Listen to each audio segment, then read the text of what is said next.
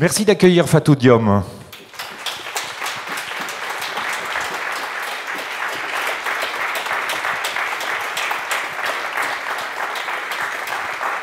Voilà, comme vous n'êtes pas extrêmement nombreux, je vais demander à tous ceux qui sont au fond de s'avancer. On va faire comme si on était au salon chez nous. Voilà, comme ça vous venez tout près. Je pose la question à Marc. Si on descend, nous, avec les micros, c'est compliqué ou pas? Non, c'est bon. C'est bon? On pourrait descendre, non? On serait plus près des gens? Hein? Ce serait sympa. Allez, on fait ça. Vous préférez en haut? Restons en haut. Allez. Allons-y. Fatou Diom. Alors d'abord, pour vous, on est en pleine nuit. Oui, c'est l'aube là. Oui. Raison pour laquelle la voix n'est pas encore tout à fait chaude. Oui, désolé pour vos oreilles. Mais je pense qu'à la troisième question, ce sera bon, pas de souci. Vous êtes né au Sénégal, vous êtes membre de l'Académie royale de langue et de littérature française de Belgique. Vous vous êtes fait connaître avec Le ventre de l'Atlantique, paru chez Anne Carrière en 2003. Grand succès traduit en une vingtaine de langues, ce qui vous vaut une notoriété internationale. On suivit plusieurs romans publiés aux éditions Flammarion, dont Quétala en 2006 et Celles qui attendent en 2010, puis aux éditions Albin Michel, Les Veilleurs de Sangomar en 2019, De quoi aimer vivre, un recueil de nouvelles en 2021, un essai politique, Marianne face aux faussaires en 2022, et un essai littéraire, Le Verbe libre ou le silence en 2023. C'est avec un roman sur votre histoire personnelle que vous revenez nous parler du Sénégal. Vos parents sont très jeunes et comme vous êtes le fruit d'une union hors mariage, vous êtes toujours considéré comme illégitime. Vous avez été élevé par vos grands-parents. Bien des années après son décès, vous gardez une adoration, presque une adulation pour votre grand-père qui vous emmenait pêcher en pirogue, en mer. Et vous dites de lui ceci: « Je voulais qu'on se souvienne de mon capitaine. C'était un rebelle, un homme assoiffé de justice, un homme qui ne supportait pas ce côté religieux qui considère certains enfants comme illégitimes. C'est son port de tête qui m'a donné mon port de tête et c'est lui qui m'a donné foi en la vie. » Pourquoi était-ce le moment maintenant de lui rendre cet hommage? Rebonjour. Parce que les années passées, je n'aurais pas voulu mourir sans faire une révérence à celui qui m'a permis de poursuivre ma route et de grandir et de croire en la vie. Et donc, il est parti en 2001. Ce livre, il était dans ma tête comme ça, à mijoter. Et puis, avec les années, comme j'ai dépassé maintenant le demi-siècle, je me suis dit, j'ai été chanceuse jusqu'à présent. Et comme je ne sais pas si j'aurai sa chance d'avoir 96 ans, et je me suis dit, je fais ma révérence maintenant, comme ça je ne mourrai pas avec l'ingratitude. Voilà. Alors j'avais prévu de vous poser cette question à la fin, mais j'ai l'impression que ça va au-delà de cette envie de faire la révérence maintenant pour être sûr de la faire. Moi j'ai eu le sentiment, en refermant le livre, que vous aviez posé, j'allais dire un fardeau, mais un doux fardeau, quelque chose à dire depuis longtemps. Oui, est-ce que vous vous sentez plus légère depuis que vous l'avez écrit? Oui, comme quand on a payé une dette. Payer son ardoise. Oui. Ouais. Et quand j'étais petite, il était, avec son épouse, l'un des rares à croire que je pourrais étudier loin ou que je pourrais écrire des livres, parce que je lui faisais découper des cartons de sucre que je coloriais, je mettais mon nom comme des jaquettes de livres. Puis quand j'ai découpé les petits papiers, ma grand-mère prenait son nécessaire de couture pour coudre les feuilles ensemble pour le petit format que je voulais. Et donc je mettais des couleurs où je dessinais notre pirogue Salinden. Et alors il me disait, mais tu sais, tu vas écrire des livres. Ben oui, bon, là où j'étais pensé à écrire des livres, c'était un gag. Et puis quand j'ai publié mon premier livre, je pensais que c'était le seul de ma vie et j'étais ravie. Et il m'a dit, mais tu vas en faire d'autres. Je dis, non, non, non, tu sais, rien n'est fait, c'est pas gagné. Il m'a dit, mais si tu vas en écrire d'autres, tu en écriras. Et alors je lui ai dit, mais si je suis capable d'en écrire d'autres, je vais écrire pour parler de toi. Et voilà. Il m'a dit, je suis sûr que tu le feras. Et bien moi, je n'étais pas sûr. Eh bien, la dette est payée, c'est bien. Dans ce roman, vous nous racontez votre voyage au village natal en 2001. Voyage pour visiter une dame malade, Oui. celle qui vous a donné la vie, mais que vous n'avez jamais appelée maman. Non. D'abord, elle était trop jeune pour ça. Puis elle ne faisait pas assez de bisous pour les mériter non plus, le maman. C'est ma grande sœur, en quelque sorte. Nkoto. Nkoto. Parce que je dis toujours la maman de mes frères et sœurs. Donc en français, c'est bizarre, non? Mais c'est quand même la réalité. C'est ma mère à la naissance. Mais ma maman, celle que j'ai appelée vraiment maman, c'est ma grand-mère maternelle. Donc sa maman à elle. Donc on se disputait la même mère. J'ai gagné. J'ai grandi avec ma grand-mère maternelle que j'appelais maman et elle, je l'appelais Nkoto. Donc ce n'est que devenu adulte que j'ai fini par lui reconnaître et sa place de maman, mais parce que je commençais à voir en elle une sœur africaine, donc une sœur de combat et de révolte. Voilà. D'autant plus une sœur qu'il n'y a que 18 ans d'écart entre vous deux, c'est pas énorme. Mais exactement, on aurait pu se disputer les fiancés. Donc je taquinais toujours, je disais qu'elle était trop jeune pour être ma maman, enfin ma mère. C'est très bizarre ce mot en fait, mère. La seule que je regarde de cette manière-là, c'est ma grand-mère. C'est elle qui se réveillait pour mes fièvres avec son mari. Donc la proximité affective, c'est elle. L'autre, gratitude quand même, avec tout ce qu'elle a dû endurer à cause de moi ou à cause de ces accidents de bisous. Je lui reconnais son mérite et puis je m'incline pour sa galère à elle dans son milieu social. Et je suis compatissante pour cela. Donc, à la fin, c'était ma protégée. C'est bizarre, mais j'étais devenue un peu sa grande sœur. C'est ça qui est drôle aussi. Oui. Le personnage central de ce roman, c'est évidemment votre grand-père. Et pour qu'on comprenne bien votre rapport à ce grand-père adoré, aujourd'hui encore, vous expliquez que selon la croyance animiste ancestrale du pays sérère, il y a une fluidité entre hier, aujourd'hui et demain, et que les âmes passent de l'un à l'autre, comme nous, on change de pièce dans une maison. Et on le sent très bien en vous lisant, c'est-à-dire que ce grand-père, moi, j'ai pas l'impression qu'il a disparu, il est là. Non, il est toujours avec moi. Il est là? Un gars, hier, il avait découvert, il n'y avait personne. Je me suis dit, c'est sa place. Il est là. Je le sens, moi, parce que je vis avec tout ce qu'il m'a enseigné. Mais surtout, j'entends encore sa voix, parce que j'ai eu la chance d'avoir enregistré. En écrivant, je n'ai rien écouté de mes enregistrements. Par contre, quand le livre est sorti, j'ai eu envie d'entendre de nouveau sa voix. Et j'ai écouté. Et j'ai toujours cette voix, je n'ai toujours pas perdu la musicalité de sa voix et sa diction très posée, contrairement à moi. Lui, il était très calme, très posé, très doux dans son phrasé. Et j'ai encore ce tempo dans l'oreille. Donc, il est avec moi parce que selon notre tradition animiste, je dirais même Tiedo. On dit animiste parce que c'est plus connu en Occident, mais en fait, ce sont des Tiedo, les Sérères. Et selon cette tradition, il n'y a qu'un voile qui nous sépare de nos morts. Et donc, nos ancêtres, ils se réjouissent quand l'un de nous arrive dans l'au-delà.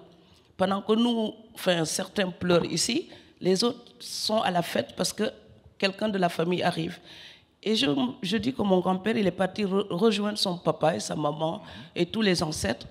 Et il me disait toujours, de là où il serait, eh bien, il ne me quitterait pas, il continuerait à veiller sur moi. Et j'y crois. On va reparler de la voix de ce grand-père tout à l'heure parce qu'elle est très importante et vous lui consacrez quelques lignes. Mais vous dites et vous répétez dans ce roman qu'aussi loin que remontent vos souvenirs, c'est avec eux, vos grands-parents, que vous avez toujours trouvé votre place et votre plus sûre compagnie. Oui. C'est assez étonnant parce que comme ils sont là tout le temps, vous êtes toujours à votre place finalement. Oui, parce qu'ils m'accompagnent. Parce qu'eux, ils n'ont jamais interrogé ma naissance et ma vie. Alors que d'autres autour de moi, y compris des membres de la famille et même de très très proches membres de la famille, n'ont cessé de mettre un point d'interrogation sur ma tête, quoi. Et jusqu'à vous traiter de toubab parfois. Oui, la toubab, mais pire que ça, en Wolof on dit domujitle. Ce mot-là n'existe pas en sérère. Donc, et qu'est-ce que ça veut dire domujitle? C'est l'enfant illégitime, donc l'enfant né hors mariage. Donc en Wolof, ils ont formé une expression pour ça, ils disent domujitle. Donc parfois je marchais et quelqu'un dit, regarde, c'est la domujitle de Binta.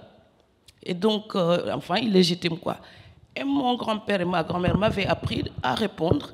Chaque fois que quelqu'un me disait ça, je me retourne, je lui dis, eh bien, madame ou monsieur, eh bien, c'est votre bouche qui est illégitime. Parce qu'elle raconte des bêtises. Donc, aucune vie n'est illégitime. Donc, mes grands-parents m'ont donné cette sécurité affective, émotionnelle et même sociale. Je me suis toujours demandé ce qu'aurait été ma vie, et même celle de ma mère de naissance, si nous n'avions pas eu cet ange gardien. Et c'est pour ça que je l'appelle mon Gabriel. Oui. Et ce n'était pas que le mien, et ce n'était pas que celui de ma mère de naissance. Au village, c'était aussi le Gabriel de beaucoup d'autres gens, parce qu'il ne supportait pas l'injustice, donc il était toujours au combat pour quelqu'un. Alors vous l'appelez de plein de noms différents, on y reviendra dans très peu de temps, parce que je reviens à la voix, hein. Vous parlez de la formidable voix de votre grand-père. Votre arrière-grand-père était outré que son fils ose s'adonner à l'art du chant, pire qu'il y excelle, alors que cet art est censé être réservé aux griots. Oui. On peut pas choisir d'être griot, on l'est par lignée, normalement. Ce sont des clans et des ethnies. Des voilà, désolé, hein, mais il y a aussi un système de caste en Afrique de l'Ouest. Donc les griots, c'est une caste. Et alors, tant pis pour mes chevilles, nous, on est des guelwaars. Donc ça veut dire des aristocrates. On ne se donne pas un spectacle, ce que je fais allègrement, puisque je récite des textes en musique sur scène, mon grand-père me le permet. Et donc mon grand-père, quand il était jeune, il a chanté pendant les séances de lutte, parce que c'est comme on improvise de la poésie, on chante. Et lui, il aimait faire ça, il paraît qu'il avait une belle voix. Ce sont ses amis qui me l'ont raconté. Et lui, il a juste confirmé, c'était un homme modeste. Ce sont souvent ses amis qui me racontaient sa jeunesse et sa vie de jeune adulte et tout ça. Et après, je venais l'interroger. Et après, il souriait, puis confirmait. Il me dit, qui t'a raconté ça? Et je disais, papy, un tel. Il me dit, ah, mes amis là, ils ne gardent pas des secrets. Hein. Donc, il a chanté et son père était outré. Mais il a fini par s'aligner parce qu'il paraît qu'il a eu très vite du succès avec ça. Mais c'était juste pour le plaisir des spectacles dans la région. Voilà. Alors ça me donne l'occasion de parler du style de ce roman Fatou Diom, parce que vous contez votre grand-père un peu à la manière d'un griot. Chez les griots, l'espace familial, c'est le lieu de la transmission, de la formation et du formatage. Et c'est exactement ce que votre grand-père a fait avec vous. Oui, et c'est pour ça que je dis aux griots, mes frères et sœurs, griots. C'est une bonne centaine de pages plus loin, vous dites, mes frères et sœurs griots, me voici votre jelly à coups de plume. Voilà. Le jelly, c'est l'artisan du verbe. Oui, et c'est le griot aussi. Ce sont ceux qui jouent de la kora. C'est l'autre mot pour griot, pour jelly. Griot. Oui. En fait, jelly, c'est griot en manding. Voilà. Et donc, quand je parle des griots, de leur talent, de leur art, de leur créativité, et surtout, les griots représentent la vraie mémoire aussi de l'Afrique. Je ne parle pas du griot qui trafique l'histoire pour quelques billets de banque. Hein. Je ne parle pas de cela. Je parle du vrai griot conscient de porter l'histoire de l'Afrique et qui raconte ça de génération en génération. Je considère qu'on leur doit des... Avec une précision incroyable. C'est-à-dire que le récit d'un griot, il ne doit pas manquer le moindre détail. Non. Il ne l'apprend pas par cœur, mais c'est presque ça. C'est par cœur. Ils apprennent notre arbre généalogique, par exemple, pour pouvoir le raconter à nos enfants de génération en génération. Et ce sont des historiens pour moi. Et alors, moi, je chante leurs compétences et leur utilité dans la société africaine. Je réclame aussi du respect pour les griots parce que les gens ont tendance à les mépriser. Parce que dans l'histoire, ils vivaient de ce qu'on leur donnait. Et à cause de cela, il y a un mépris. On respectait les griots qui étaient dans les cours royales et les autres, on les méprisait parce qu'ils nous faisaient juste la fête, quoi. Et c'est ça aussi, cette Afrique-là, que je revendique, la considération de l'utilité de chacun. Personne n'est illégitime. Donc, je revendique pour moi, mais aussi pour tous les autres qu'on piétine. Voilà. Est-ce que je dis une bêtise si je dis que dans votre manière d'écrire, là, il y a une espèce de revendication d'être griot. Oui, je pense notamment aux litanies quand vous appelez votre grand-père. Il y a un ordre très précis de ces mots. Maman un peu pour maman. Ouais, c'est ça. Oui. Mais c'est vraiment à la manière des griots. C'est que j'ai cette musicalité et je voulais que le livre garde la coloration de l'environnement du personnage. Et donc, j'ai voulu que le verbe porte cette trace de l'Afrique. Souvent, je n'aime pas qu'on me renvoie à la tradition orale. Hein. Je me révolte quand les critiques littéraires le disent. Quand je fais une nouvelle, ils disent un petit conte. Non. la structure d'une nouvelle, ce n'est pas un conte. Il faut lire Vladimir Prop, il parle de la morphologie du conte et ce n'est pas une nouvelle. Donc on a tendance à renvoyer trop vite les écrivains africains à l'oralité africaine. Je ne l'utilise pas forcément, mais quand je l'utilise, je le revendique ouvertement pour que ça se remarque. Et c'est pour ça que j'adopte ce tempo et cette musicalité. Mama, c'est grand-père ou grand-mère, c'est neutre. Et quand je dis Mama Kor Mama, je le fais parce qu'il y a ces A-là qui chantent, parce qu'il y a 3 fois A dans le prénom de ma grand-mère. Et puis il y a, je dis, le A qui donne l'altitude au prénom de Saliou. Mon grand-père s'appelle Saliou. Donc alors je le surnommais Kor Mama.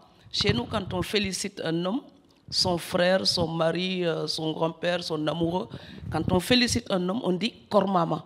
Donc c'est le chéri de ses aïeuls ou de ses ancêtres ou de sa mère. Et en l'occurrence, c'est le chéri de ma grand-mère. Donc je l'appelle Mama Kor Mama. Mais je l'entends avec de la musique, même si là vous n'avez pas la kora. Moi j'ai imaginé... On l'entend, si on lit bien, on l'entend. Voilà, et je l'imagine avec des musiciens qui jouent et je récite. Et donc ce texte-là, il y a le roman, mais il s'est écrit en même temps qu'un long poème de 25 pages à côté. En vers libre.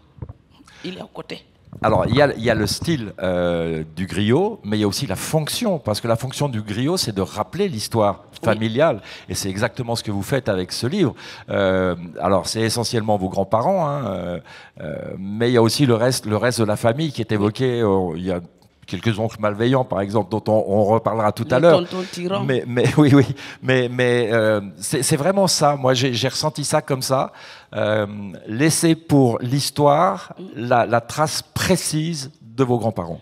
Oui, au moins lorsqu'on m'aura oublié moi, que l'on se souvienne d'eux. C'est ça qui, pour moi, ils sont plus importants. Enfin, j'ai toujours trouvé injuste.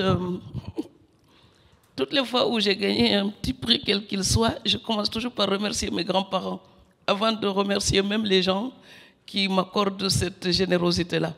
Et je commence toujours parce que je considère que si je vous ai rencontrés aujourd'hui, c'est grâce à eux. Tout commence par eux. Mais je crois d'ailleurs que tous vos livres sont dédiés à votre grand-père. Oui, et ce sera toujours ainsi. Parce que ce sont vraiment ceux qui...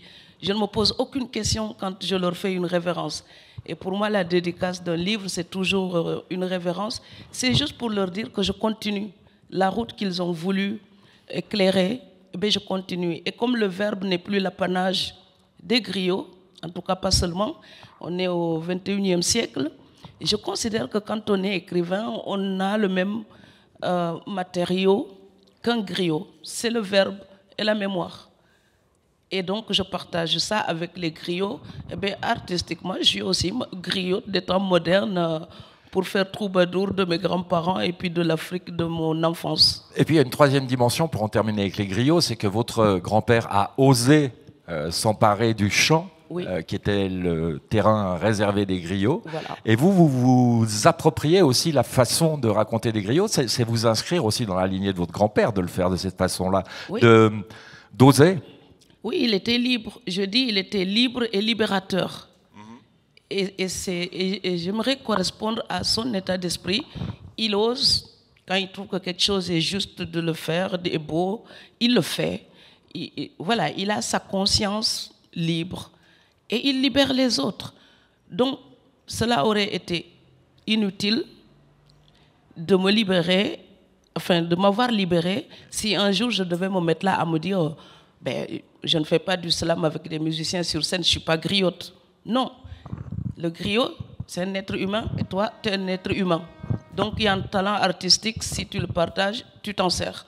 Et mon grand-père avait cette liberté-là. Donc, c'est quelqu'un qui faisait tomber les cloisons.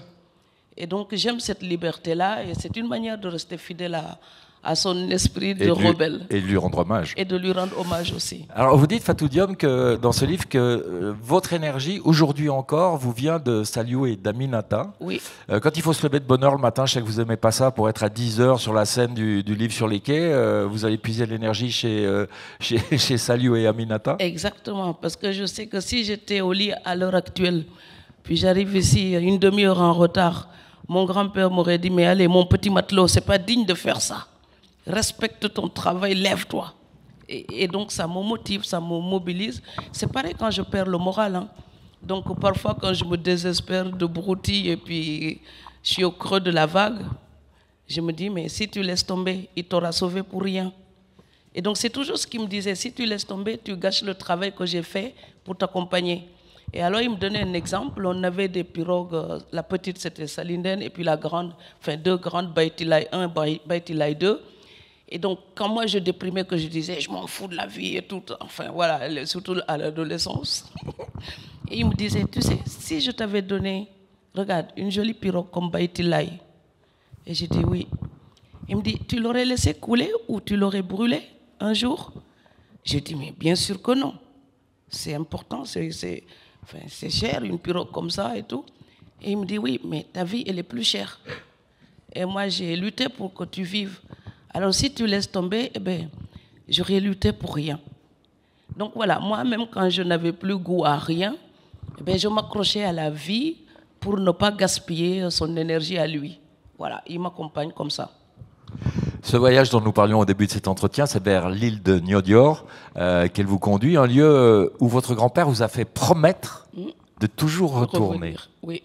Et vous tenez la promesse, évidemment. Malgré les tontons tyrans et les tontons requins. Dont on va parler tout à l'heure. Oui, j'y vais parce que... Mais c'est un lieu qui est très important pour vous. Hein. Vous avez des lieux de réflexion, oui. des lieux de... presque de méditation où vous allez là-bas pour faire le point sur la vie, sur l'avenir, sur où vous en êtes. Enfin, on sent que ça vous habite complètement. Oui, je vais sur l'île de Sangomar, par exemple, qui est en face de Niodior, où il m'amenait en campagne de pêche et il avait fait des cabanes là-bas. Donc, maintenant, c'est une île déserte, il n'y a que des baobabs et des palétuviers. Mais chaque fois que je vais à Niodior, j'embête mes frères pour qu'ils m'amènent à Sangomar et puis pour rester là-bas toute une journée. Et j'y vais même plusieurs fois. Parce que d'abord, c'était une île sacrée dans notre tradition. C'est censé être les Champs-Élysées de nos ancêtres tiédos. Et ensuite, il y a un autre lieu, c'est sa concession où j'ai grandi. Et puis le cimetière. Donc le cimetière maintenant, c'est ma première visite quand j'arrive à Niodior. Je pose mes valises, je sors, quand je croise quelqu'un, il sait où je vais. Parce que dès que j'arrive, je ne sais pas moi, aller rendre visite aux autres, faire des courtoisies, avant d'avoir visité ces deux-là, ce serait anormal pour moi. Et quand ils étaient vivants, c'était par eux que vous commenciez oui, aussi? Oui, et quand ils étaient vivants, oui, mais ils m'attendaient. Donc quand je devais arriver, ils étaient là. Ma grand-mère était capable de repousser le déjeuner parce que j'ai quitté Dakar. Donc elle demande qu'on retarde un peu le déjeuner pour que je puisse déjeuner avec eux. Et alors il y a cette course-là dans mes émotions pour me jeter dans leurs bras. J'ai toujours cette sensation quand j'y vais. Et ils sont là. Il y a plein de choses qui me les rappellent. Quand je vais dans nos champs de mil, il y en a plusieurs. Je sais sous quel baobab on prenait notre goûter. Je sais dans quel bras de mer on allait à la pêche pour le déjeuner au champ. Il y a d'autres îles où on avait des rizières. Quand je vais là-bas, je sais où on mangeait, où on ramandait notre filet. Et parfois, quand je prends la petite pirogue, je rame, je vais faire un tour dans les bras de mer. Je sais où on s'arrêtait pour pêcher à la ligne, par exemple, ou jeter les filets éperviers. Et parfois, je vais encore faire ça, juste pour me rappeler que je sais encore le faire. Alors, c'est une autre des qualités de votre livre, Fatou Diom, c'est de nous faire vivre avec votre grand-père ces parties de pêche, notamment, hein, telles qu'on l'a pratiqué il y a des dizaines d'années. Alors, ce qui est formidable, c'est qu'il n'y a pas de nostalgie.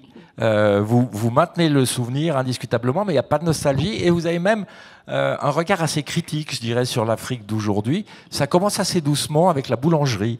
Les boulangers qui viennent remplacer le petit déjeuner traditionnel par le pain et le café au lait. Il n'y a pas de regret dans ce que vous dites, mais il y a un constat. Le constat que les choses changent. Oui, c'est-à-dire que nous, notre petit déjeuner traditionnel, c'est vraiment le mil, la bouillie de mil, avec du lait caillé. Parce que les Serer Nyominka ont ceci de spécial. Ils sont à la fois pêcheurs, agriculteurs et éleveurs. Donc c'est une île, on aurait pu déclarer notre indépendance, Senghor n'aurait pas été au courant. Parce qu'on est déjà loin et ce sont des gens qui cultivaient vraiment l'autosuffisance locale. Et on vivait comme ça, on ne manquait de rien. Ok, peut-être on peut manquer d'un litre d'huile parce que c'est raffiné. Mais tout ce qui était produit par la terre, ben, on l'avait dans nos potagers, dans nos champs, et le reste, on le trouvait en mer. Donc on peut vivre sur cette île pendant des années, à manger à sa faim, avoir des fruits frais, avoir du bon poisson, et puis c'est notre environnement. Et donc, avec le commerce, le capitalisme a installé des machines pour nous faire du pain comme des cartons là. Ça ne tient même pas au corps. Ouais. Et alors mon grand-père, il disait toujours, mais c'est pas de la nourriture pour un travailleur. Il faut du money. Une bonne bouillie de mil, c'est un peu comme le pudding. Une bonne bouillie de mil avec du lait caillé. Vous savez, ce lait caillé entier. On n'a pas enlevé le beurre, donc c'est vraiment, wow. C'est costaud, ça vous tient. Voilà. Et alors lui, son petit déjeuner favori, c'est ça. Vous pouvez lui, parfois quand je venais de Dakar, il m'arrivait de chercher des gâteaux incroyables, des viennoiseries, enfin, comment on appelle ça, les marbrés au chocolat, tout ce que je trouvais de succulent, voilà, je prenais. Et pourtant, quand j'apportais ça, pour le goûter, mon grand-père préférera toujours des beignets de mil de ma grand-mère, ou alors une tranche de mangue ou de la noix de coco. Donc, il n'aimait pas, par exemple, la tomate conserve. Au Sénégal, on aime beaucoup le thiéboudiène. Souvent, on fait le thiéboudiène rouge. Donc, les gens aiment bien mettre la tomate conserve et on dirait du feu, c'est vraiment rouge. Mon grand-père, il n'aimait pas ça. Il disait, ça, c'est chimique. Je préfère le thiéboudiène naturel avec de la tomate fraîche dans la cuisine. Il préfère que ça. Donc, moins c'était industriel, mieux c'était pour lui. Et maintenant, au village, les filles ne veulent plus piler le mil pour faire de la bouillie de mil. Donc, elles vont aller acheter du café, enfin, Nescafé, du Gloria. Et les enfants grandissent à la tartine. Moi, j'ai grandi avec les beignets de mil. Je trouve que ça fait du bien à mes gambettes. Alors, je parlais de ce regard critique qui commençait doucettement avec la boulangerie. C'est un peu plus critique lorsque vous évoquez les chalutiers occidentaux, russes et chinois qui viennent enlever le pain de la bouche des Sénégalais aujourd'hui. Ah oui, ils viennent nous appauvrir et ils se demandent pourquoi on vient faire l'immigration. Désolée, hein, pourtant je m'étais juré de ne pas parler politique. Bah, c'est dans le livre, donc je suis obligé de vous en parler quand même. Non, mais c'est incroyable. Ils viennent avec leurs chalutiers. Ils se rapprochent des villages. Ils ratissent toute la zone. Donc les pêcheurs qui vivaient de la pêche artisanale, ils vont de plus en plus loin pour trouver du poisson à des endroits de l'océan où une pirogue artisanale n'est pas en sécurité du tout. Donc on a plus d'accidents parce qu'ils vont beaucoup plus dans la mer, la grande mer vraiment avec les vagues à 3-4 mètres, quoi. Ils risquent leur vie pour rapporter 3 fois rien. Ils n'ont même pas de quoi payer leur carburant. Et les chalutiers occidentaux, ils viennent jusque derrière Differ, c'est-à-dire derrière l'île de Sangomar. Et après, ils s'étonnent que les gens vendent leurs machines, leurs pirogues pour se payer un billet pour l'Europe. Si vous déplacez le grenier des gens, quand ils ont faim, eh bien, ils le suivent, le grenier. Donc, alors, la seule solution à l'immigration clandestine, là, c'est que les gens trouvent à manger chez eux. Donc, ceux qui fuient la guerre, tout ça, et les catastrophes, ça existe. Hein? Mais dans ma zone à moi, on était dans une espèce de pays de cocagne. Et maintenant, les gens, ils ont des problèmes pour nourrir leur famille. Alors, on fait quoi? Je trouve que c'est héroïque de lutter pour survivre. Et que quand les Irlandais ont connu la famine, ils ont décampé pour aller envahir les États-Unis. Les Africains font la même chose. Alors, Zemmour et compagnie, ben, ils n'ont pas fini de faire des migraines. Hein?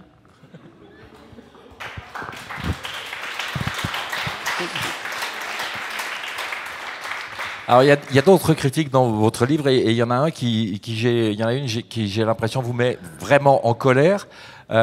C'est à propos de certaines pratiques des Africains vis-à-vis de leurs parents de la diaspora. Oui. Et vous dites combien sont-ils sous les tropiques à profiter des émigrés.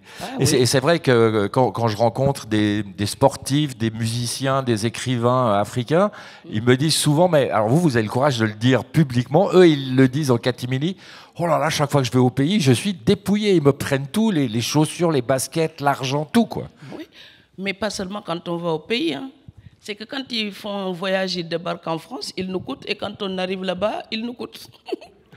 Donc moi, je dis ça et j'accepte de me faire détester, mais enfin, je sais pas quoi, moi, je vendrais ma mère pour une phrase juste, c'est la vérité. Oui. Donc, c'est pas moi qui fais du mal aux gens quand j'en parle de ça. C'est la vérité elle-même qui est douloureuse, c'est pas moi qui l'invente, elle existe, j'en parle. Et parce que beaucoup d'immigrés viennent m'en parler aussi. Donc, vous travaillez ici, mais c'est la galère. Vous partez au boulot, il fait nuit. Voilà, on a du soleil. Merci de l'avoir commandé, le soleil. On a fait exprès, hein, parce que jeudi il pleuvait et demain il pleut. Donc on a vraiment visé entre deux. Eh bien, merci d'avoir commandé du soleil. Et là, quand c'est l'hiver, les gens partent au travail, il fait nuit, vous rentrez, il fait nuit. Vous gagnez votre petit salaire. Dieu sait que c'est rare les immigrés qui ont un travail dont ils sont fiers. Souvent, c'est la galère, on serre les dents. Et le peu qu'ils arrivent à obtenir, par solidarité, nous aidons, mais vous n'imaginez même pas les régiments que nous faisons vivre, mais vraiment quoi. Et ensuite, on vous appelle seulement pour des problèmes. Un tel est à l'hôpital, les ordonnances. Un tel va se marier, les frais. Un tel est mort, les obsèques. Ils sont capables de les surévaluer pour vous demander encore plus. Mais vous dites même qu'ils annoncent parfois 2 fois le décès de la même personne à quelques mois d'intervalle. Exactement, ça m'est arrivé. C'est arrivé à d'autres amis où la personne vous annonce le décès d'un tel, vous envoyez votre participation, et puis 2 semaines après, où la personne oublie. Elle vous rappelle en disant, mais tu es au courant, il y a un tel qui est mort, mais alors, foutez-moi la paix, il est libre maintenant. Au moins, lui, on ne va plus le racketter, quoi. Donc, c'est terrible.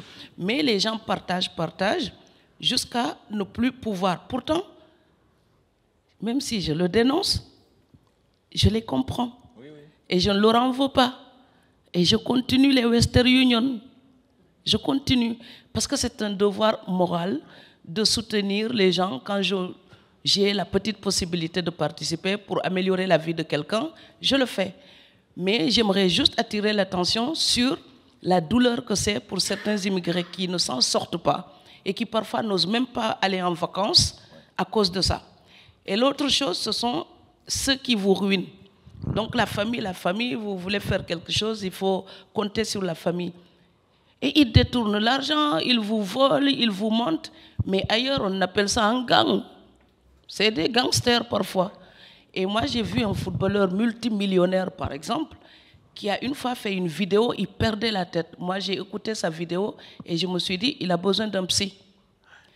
Donc, il racontait comment il a fait une maison pour chacun de ses frères, chacune de ses sœurs, pour son père et sa mère.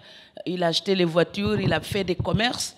Et comme il continuait à jouer et à gagner des millions, eh bien, on lui a fait une réunion familiale pour exiger qu'il fixe un salaire à chacun. Mais attends, c'est comme si on devait payer une taxe pour les jeunes, quoi. Et alors, il a perdu la tête. Un jour, il a fait une vidéo. Il était hors de lui. Moi, je regardais ses yeux pendant qu'il parlait. Et j'avais mal pour lui. Et comme lui, il y en a qui n'ont même plus la force même de faire une vidéo. On les voit parfois ici en Europe, ils ont perdu la boule. Ou on les voit en Afrique, dans les rues, ils sont complètement ailleurs. Et voilà, et ça aussi, c'est un versant de la migration qui n'est pas toujours visible. Alors ce livre, c'est aussi, je trouve que ce livre, il dit beaucoup de vous, Fatou Diom. Si on sait lire un peu entre les lignes, on découvre beaucoup d'aspects de votre personnalité. Et moi, j'étais surpris de découvrir que vous parlez aussi de votre condition d'immigré, oui, avec une certaine forme de souffrance. Oui. Moi, j'ai trouvé extrêmement violent qu'on vous appelle Toubab au pays, que vos cousines ou vos sœurs oui, vous appellent Toubab, et puis qu'ici, forcément, vous êtes l'immigré. Oui, donc je dis... Parlez dans le micro, s'il vous plaît. D'où Jésus. Oui, ici, je suis Fatou l'Africaine. Il y a toujours cette distance infranchissable après 30 ans. Ouais. Donc, quand on me croise l'été, on ne me demande pas est-ce que tu es parti en Suède pour les vacances te reposer. On me dit toujours est-ce que tu étais au Sénégal. Mais je ne suis pas obligée d'aller au Sénégal. Je peux aller en vacances en Allemagne, à Simarbach. Je peux aller en vacances au Gabon. Les Français, ils vont en vacances en Thaïlande, Afrique ou n'importe où ailleurs. Mais moi, on va me demander toujours, est-ce que tu es allé au Sénégal? Tu es rentré quand du Sénégal? Mais quand on me dit, mais tu es rentré quand du Sénégal d'abord? Qui vous a dit que j'y étais? Et c'est une manière de vous renvoyer toujours à cet ailleurs, cette altérité. Voilà, c'est ça le mot. Et quand j'arrive chez moi, je vous assure, des cousines viennent vous voir parce qu'elles ont entendu l'oiseau là, l'oiseau migrateur est arrivé. Donc elles viennent, après les salutations, mais tu rentres quand? Mais je suis censée être chez moi. Et on me dit, tu rentres quand? Et après, il y a cette chose qui se veut une taquinerie et qui agaçait prodigieusement ma grand-mère et mon grand-père. C'est quand mes sœurs m'appelaient la Toubab ou Fatoubab. Donc ils collaient Fatou et Toubab, Fatoubab. Dès que ma grand-mère ou mon grand-père montrait un petit peu d'affection, on lui disait aime-toi dès qu'il s'agit de ta Toubab. Et donc il y avait une espèce de, je ne sais pas si c'est une jalousie ou je ne sais pas ce que c'est, mais c'est comme si elle soulignait au feutre rouge ma relation avec les grands-parents en leur disant que j'étais leur Toubab. Comme si c'était le fait de vivre en Europe qui avait rendu cette relation exceptionnelle. Mais non, c'est juste parce qu'ils m'ont élevé que je suis leur, en quelque sorte, leur Benjamin. Mais en plus, dans le mot Toubab, il y a la notion d'étrangère. Oui, exactement. En fait, Toubab, tout simplement, ça veut dire européenne ou européen. C'est ça. Hein? Donc, peut-être que vous l'entendez parfois dans la bouche des Africains. Ne le prenez pas mal. Hein? C'est leur manière, dans leur langue, en tout cas en Wolof, en Serer, de dire quelqu'un de Tougal. Tougal, c'est l'Europe. Ouais. Donc, quelqu'un de Tougal, chez nous, il s'appelle Toubab. Donc, qui est originaire d'Europe. C'est seulement ça. Mais quand vous êtes aussi blonde que je le suis. Oui. Espèce de Suédoise. Voilà. Et qu'on vous renvoie tout le temps du Toubab. Il y a quelque chose d'agaçant là-dedans. C'est comme quand je suis ici et qu'on me renvoie toujours de l'africaine. C'est un pléonasme quand on voit ma tête quand même. Ça le dit tout seul. Et donc il y a toujours, j'ai la sensation, et puis ils disent elle. Ils parlent de moi, ils disent elle, même quand je suis à 3 mètres. Donc Fatou, elle est venue la semaine dernière. Elle va repartir dans 3 semaines. Tu sais, elle était partie à Sangomar hier. Et puis elle, et moi je suis là. Et je dis, la cousine ou la sœur, je dis, hey, dis, Fatou était à Sangomar hier. Fatou va partir dans 2 semaines. Mais en fait, je suis anonyme en Europe et je suis anonyme jusqu'au sein de ma propre famille en vacances. Je suis où chez moi? Donc, alors quand j'entends elle, j'ai l'impression d'être, je le dis dans le livre, comme une espèce de frisbee. Ouais.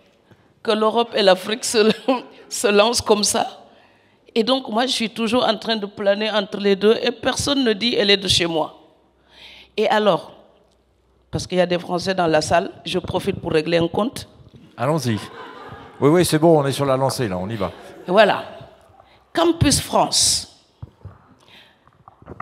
Avec un institut donc, français qui m'exploite prodigieusement pour des conférences gratos. Ils en sont encore à me présenter pour mon nouveau livre, les livres de la rentrée.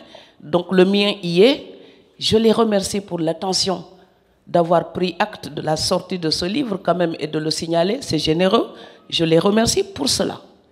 Mais j'ai quand même eu ma petite amertume malgré tout. D'abord, ils disent la romancière sénégalaise Fatou Diom. Et ensuite, plus loin dans le texte, la romancière d'origine sénégalaise Fatou Diom. Ça fait depuis 2002 que je suis de nationalité française. Je le dis dans tous mes livres, dans mes interviews, partout je le dis.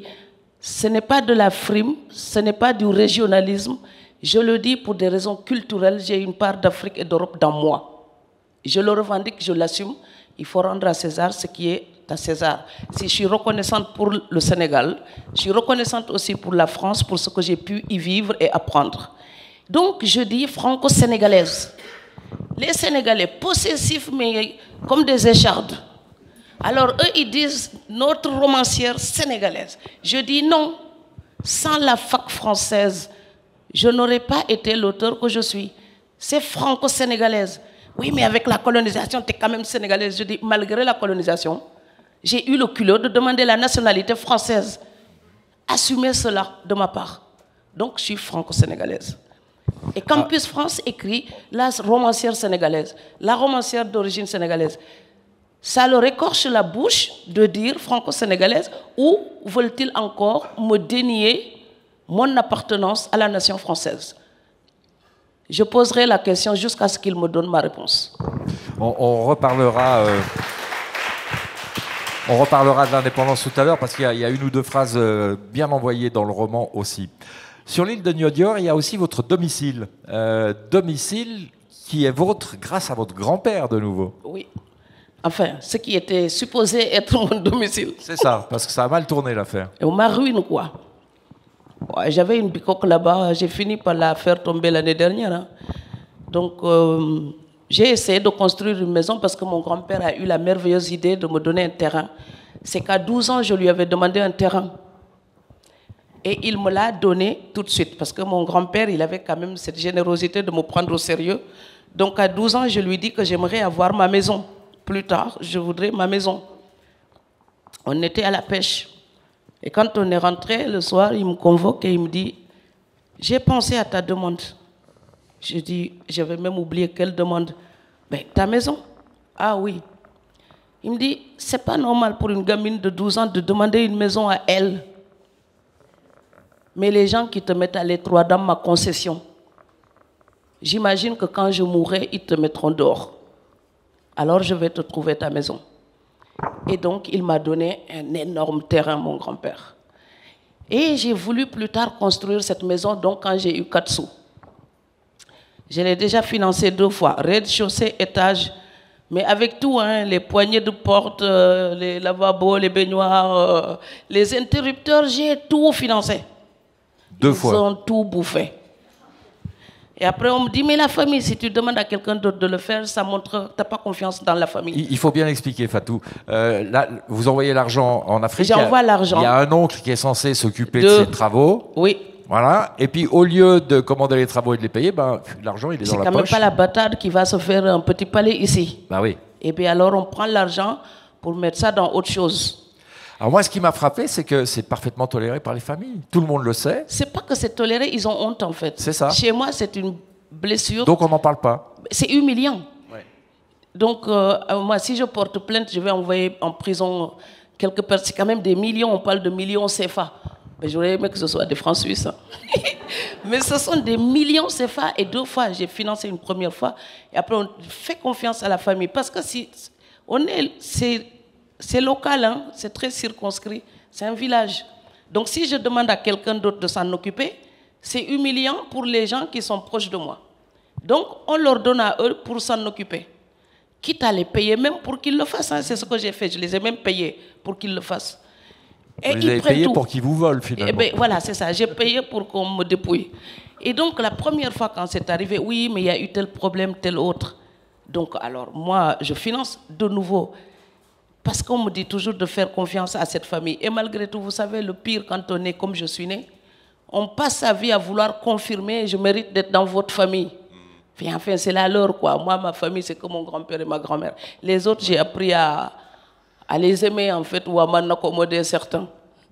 Donc, on fait confiance, et c'est de nouveau parti. Alors, si vous portez plainte, vous envoyez quelqu'un de votre famille en prison. Si vous allez au tribunal, on étale les cafards de votre famille devant la barre. Donc vous faites quoi? Et si vous vivez en Europe, eh bien vous êtes cette formidable égoïste qui ne partage pas ce qu'elle a et qui traîne de pauvres gens, c'est le pot de terre et le pot de fer. Donc on va dire, mais elle ne partage pas, elle les maltraite. Donc vous êtes coincés en fait.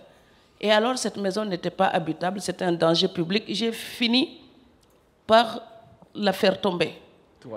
Oui, donc alors maintenant je rêve de cambrioler une banque suisse pour reconstruire ma maison. Alors, le dimanche c'est compliqué, elles sont fermées, mais on s'arrangera pour le début de la semaine prochaine. Moi je peux commencer à creuser un tunnel. Ouais.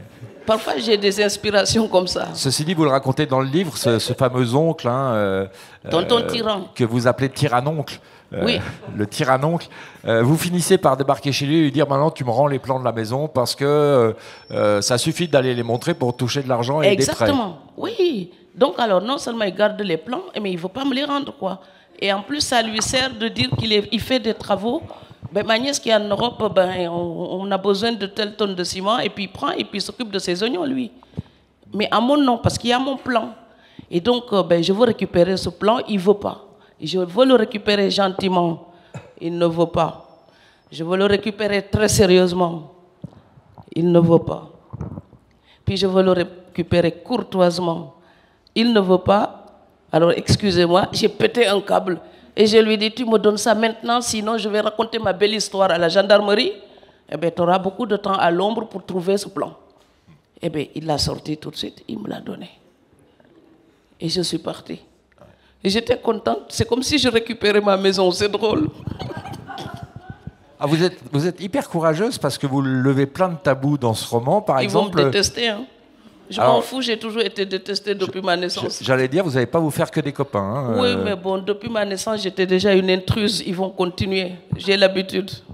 Alors, par exemple, lorsqu'on rentre d'un voyage au pays, il faut toujours que le récit de ce voyage soit positif. On n'a pas le droit de dire que ce n'était pas terrible. Oui. Oui, alors, et je taquine les Européens dans le livre. Franchement, ces bronzeurs qui adorent le soleil, forcément, les plages en Afrique de l'Ouest, c'est merveilleux pour les vacances. Donc, quand moi je rentre du Sénégal, je suis censée raconter seulement la belle plage et les grillades et la famille et le tchéboujen.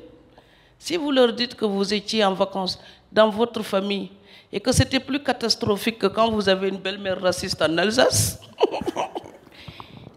donc c'est comme si l'exil devait s'embellir de la belle image de la terre natale. C'est comme ça que les immigrés se consolent. Ils vont là-bas pour faire provision de bons souvenirs à raconter à leurs amis européens.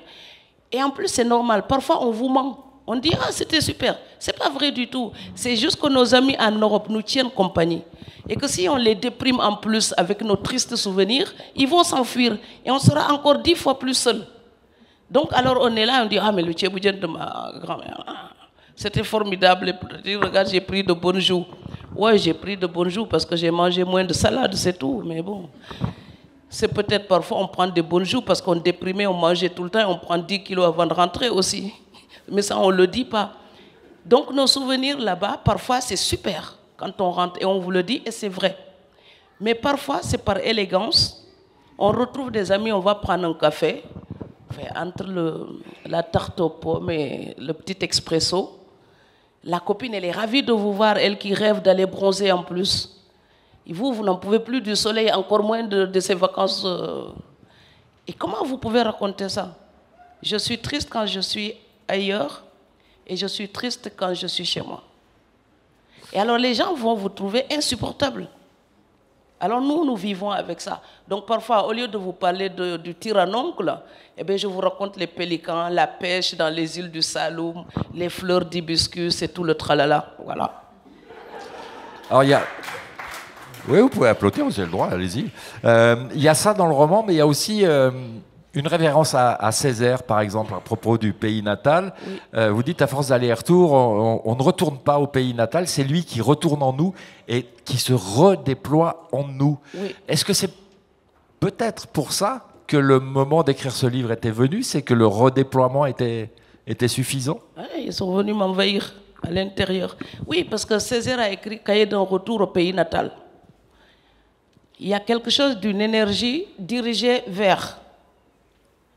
Moi, ce que je ressens quand je repars au Sénégal, c'est plutôt une énergie qui vient vers moi m'envelopper et m'emporter de nouveau. C'est-à-dire que même tout ce que je fuyais me rattrape.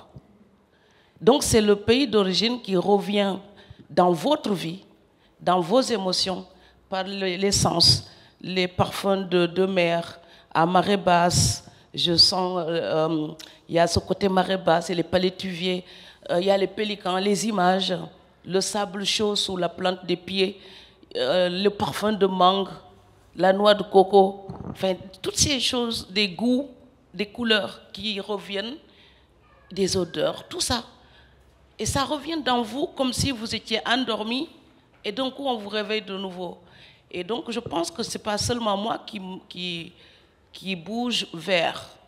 Il y a un mouvement qui vient, un mouvement inverse qui vient m'entreprendre et me prendre avec.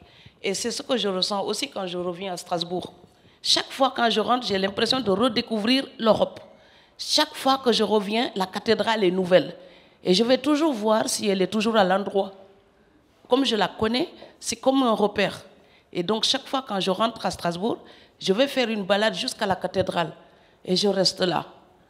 Et je me souviens de comment j'étais impressionnée la première fois que j'ai vu cette cathédrale.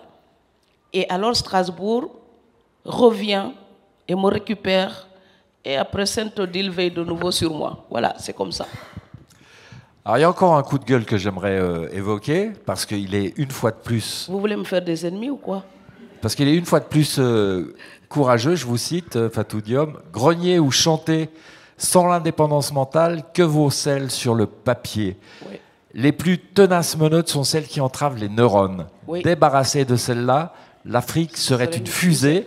Alors, consciente de sa grandeur, elle l'incarnerait. Oui. Mais je pense qu'il y a beaucoup de gens qui pensent ça et qu'il y en a très peu qui osent le dire.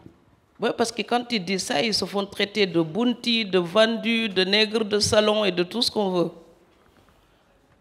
Moi, je ne suis pas une négresse de salon, je suis une négresse de la lisière et des champs. Donc, on m'a toujours gardée à la lisière.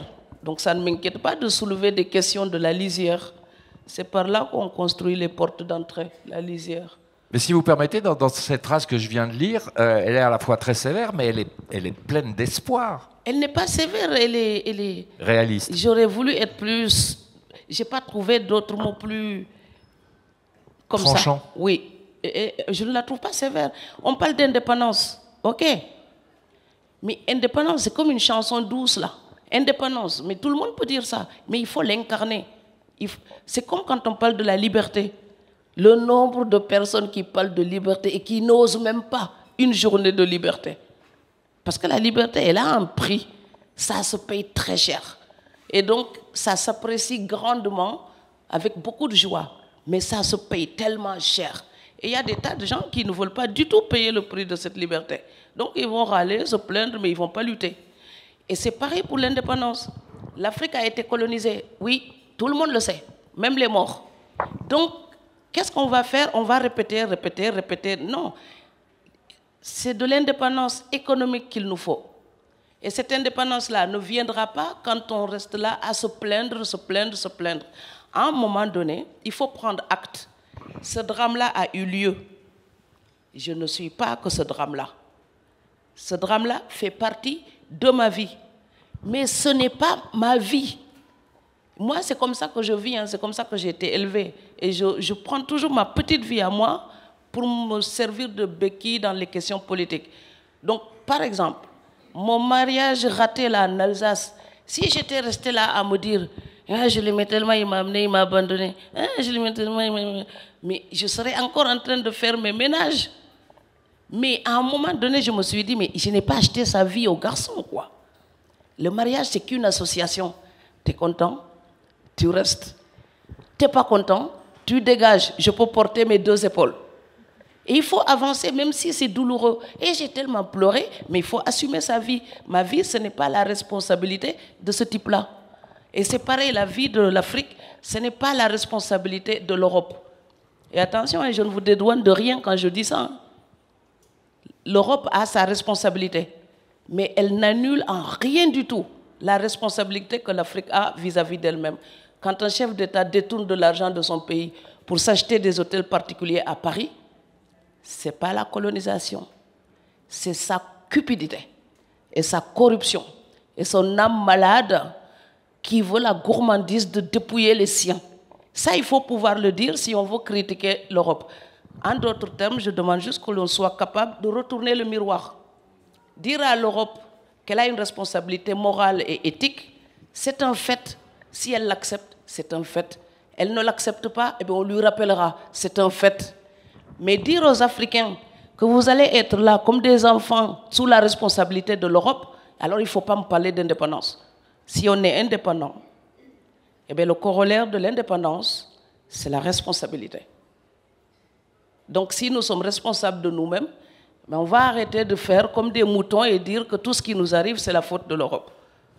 J'ai osé dire ça, on va encore m'envoyer une volée de bois vert, ça va. Il nous reste quelques minutes. Vos questions pour Fatou Diom, c'est maintenant, donc n'hésitez pas. Dans 5 minutes, c'est trop tard. Merci. La question suivante. Sinon, je chante et ça va être pire. Madame, tout au fond de la salle, on vous apporte un micro et on vous écoute avec plaisir. Je me demandais, est-ce que, à partir de quel moment vous avez réalisé que ce grand-père était un être formateur pour vous? Parce que vous disiez tout à l'heure, adolescente, on a envie, c'est des grands-pères, c'est des gens âgés, on n'a pas envie de les écouter, on a envie de de les fuir, ou en tout cas on écoute ça comme une rengaine, les grands-pères, les grands-mères. Et par ailleurs, vous disiez tout à l'heure que vous l'avez enregistré. Donc à quel moment vous avez réalisé que ce grand-père-là, il était important dans votre vie et que vous aviez une chance d'être auprès de lui et d'être éduqué par lui? Est-ce qu'il y a un moment, pardon, vous avez réalisé ça, ou depuis toute petite c'était en vous? Merci, madame. Et il y a un mot qui manque, qui est dans votre discours. Il n'était pas important, il était exceptionnel. Mon grand-père. J'ai toujours réalisé que ma grand-mère et mon grand-père, ils étaient exceptionnels. Mais vraiment, et ce n'est pas que moi qui le dis au village, c'est ce que l'on dit d'eux. Parce qu'en fait, au village, ils étaient presque comme des assistants sociaux pour des tas d'autres canards boiteux. Donc vous voyez, et j'ai observé ça. C'est-à-dire que j'ai pu remarquer la différence entre lui et les autres messieurs, entre ma grand-mère et les autres dames. Donc c'est vrai que par son histoire et son origine familiale, oui, c'était un dignitaire dans son village. Et il incarnait très fièrement ce rôle. Par contre, mes grands-parents ne m'ont jamais parlé comme à une nunuche. C'est ce que je dis. Ils m'ont toujours parlé comme si j'étais adulte, même quand j'étais toute petite. En fait, ils parlaient à mon cerveau. Donc déjà, dans mon premier livre, dans La préférence nationale, je dis que mes grands-parents, donc ma grand-mère surtout, n'a jamais emprunté la bouche d'une fée pour me raconter la vie telle qu'elle ne sera jamais. Donc ce que font la plupart des grands-parents. Ils endormissent les petits, quoi. C'est des berceuses. Eux, ils me racontaient la vie telle qu'elle était. Par exemple, mon grand-père me disait, il faut que tu saches te débrouiller. J'aimerais t'accompagner jusqu'à au moins 20 ans. Parce que ton père, c'est même parce que tu deviens, et ta mère, tu vois, son mari ne veut pas de toi. Donc, si tu ne sais pas te débrouiller, ta vie, ce sera un enfer. Il me disait ça, j'avais même pas 8 ans. Et c'est quand on allait à la pêche et que j'étais réticente pour y aller, il m'encourageait en me disant les choses comme ça. Et alors, il y a une phrase, les hommes au village lui disaient, mais l'amener à la pêche, une fille à la pêche, mais ce n'est pas une activité pour une fille. Et mon grand-père disait, mais pourquoi une fille n'irait-elle pas à la pêche alors qu'une fille mange du poisson? C'est la phrase la plus féministe que j'ai jamais entendue. Donc mon grand-père, c'est quelqu'un qui m'enseignait la responsabilité.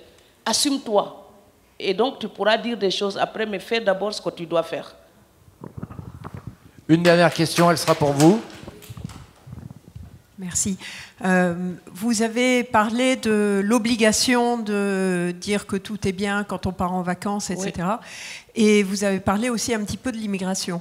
Oui. Et est-ce que ça n'est pas vrai aussi de l'immigration? Et dans quelle mesure est-ce que la vérité de l'immigration revient en Afrique? D'accord. Alors, la vérité de l'immigration, c'était le sujet de mon premier roman, Le ventre de l'Atlantique. Désolée, je ne l'ai pas lu, mais je vais m'empresser de le lire. Vous n'avez pas lu, madame, je ne vous parle plus jusqu'en 2050. C'est pas grave, madame, il y avait Yourcenar à lire, c'était plus important. Je crois qu'il est en vente à la librairie, là, donc vous pouvez toujours vous rattraper, il n'y a pas de souci. Voilà, alors il y a celles qui attendent aussi, le roman Celles qui attendent, qui parle de la vie des mères, des épouses, des immigrants. Et puis, Le ventre de l'Atlantique, j'ai toujours voulu, moi, être honnête avec ce que je voyais, ou ce que je vivais. Et quand je rentre au pays, je ne raconte pas des contes de fées. Je raconte les choses que j'aime en Europe, les choses que j'admire, mais je raconte aussi ce qui me chagrine. Et quand je reviens vers vous ici, il y a quelque chose, un romantisme exotique là, que les gens collent à l'Afrique qui m'exaspère. Par exemple, quand ils vous disent, mais en Afrique, les enfants sont élevés par tout le monde, par la communauté, et choyés par tout le monde. J'ai rarement entendu un mensonge aussi durable. Donc les enfants en Afrique sont toujours tributaires du statut de leurs parents et surtout de leur naissance. Et j'ai vécu là-bas jusqu'à mes 25 ans. Donc je prétends savoir de quoi je parle par rapport à cette situation des enfants. Madame, je n'ai pas toutes les connaissances. Mais quand j'écris, j'essaie d'être honnête parce que je pense marcher sur un pont entre l'Europe et l'Afrique. Mes amis européens, si je les respecte, je ne dois pas leur mentir sur ma réalité à moi en Afrique. Et ma famille en Afrique, si je les respecte, je ne dois pas leur donner des illusions concernant l'Europe. Et donc, ma vie, parfois, elle est cornélienne. Parce que quand je critique l'Europe, par exemple, j'ai l'impression d'être l'accusatrice et la défendresse. Vous voyez? Donc, au tribunal, je joue les deux rôles, les deux positions. Et ce n'est pas du tout confortable. Mais je dois le faire, sinon j'arrête d'écrire. Et puis il faut que j'arrête d'écrire des histoires politiques et que j'écrive des histoires d'amour. Mais alors, aucune nuit ne sera noire, c'est le titre de ce magnifique roman, Fatoudium. C'est une histoire d'amour d'abord. C'est d'abord l'histoire d'amour de votre grand-père. Mais oui. Chassé le naturel, il revient au galop. Vous avez un regard acéré. Et moi, j'aimerais dire que ce livre dit beaucoup de vous. Que d'une manière pudique, vous nous dites que vous êtes une femme qui refuse de baisser la tête et qui transforme ses blessures en force d'écriture. Et pour ça, on vous dit un immense merci. Merci beaucoup. Merci. Merci beaucoup. Et merci à l'éditeur qui reste complice de ma folie. C'est sa faute si je raconte tant de bêtises. Il est là dans la salle et on peut le remercier lui aussi. Merci beaucoup. Merci.